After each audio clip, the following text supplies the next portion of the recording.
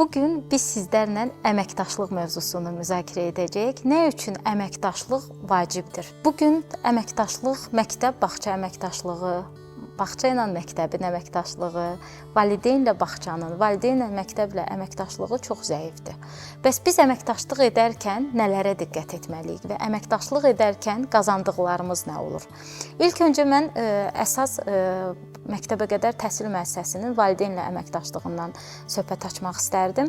Nə üçün önəmlidir? Çünki övladlarını hər bir valideyn məktəbə qədər təhsil müəssisələrinə yollayarkən qəribə bir narahatçılıq olur və bu narahatçılığı çox gözəl də anlayırıq. Çünki qeyri-peşəkarların mövcud olduğu bir dövrdə yaşayırıq və qeyri-peşəkar yanaşmalar övladlarımızın psixoloji inkişafına çox mənfi təsir göstərir və bu cür belə deyim, problemlərlə üzləşmiş valideynlər məktəbə qədər təhsil müəssisələrinə üz tutduqda bir sıra çətinliklərlə üzləşirlər və biz onlarla söhbət apardıqda ortaya çıxır ki, problem əməkdaşlıqda olub və uşaqlar orada müxtəlif psixoloji zorakılığa məruz qalıblar və narazı olaraq həmin tədris müəssisələrindən uzaqlaşıblar.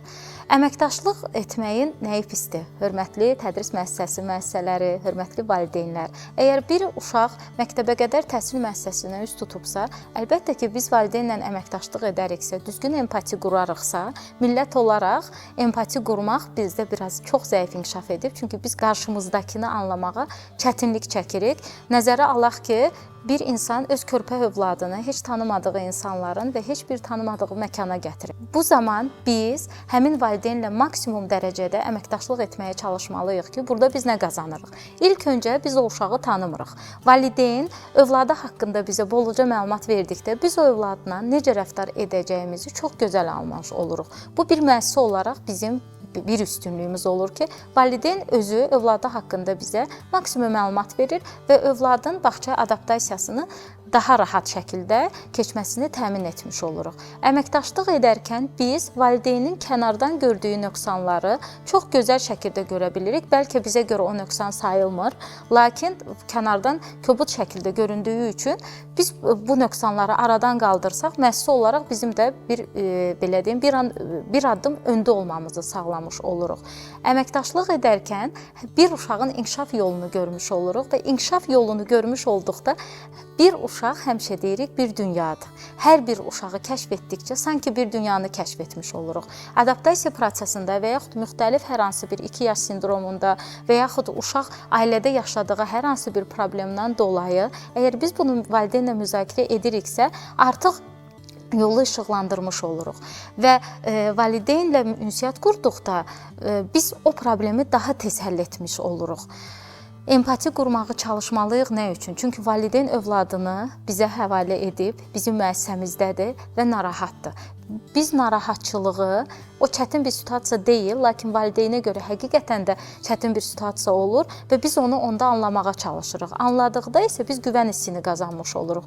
Güvən hissini qazandıqda həmin uşağın, həmin müəssisəyə adaptasiyasını daha tez sağlamış oluruq. Əməkdaşlıq edərkən biz uşağın psixoloji problemlərinin hansı səviyyədə olduğunu bilirik. Uşağın bağçaya adaptasiyasının, belə deyim, zaman etibarilə keçən dəfəki çıxışlarımızda qeyd etdik ki, bir uşaq bağçaya 2 həftədən 1 aya qədər adaptasiya olur.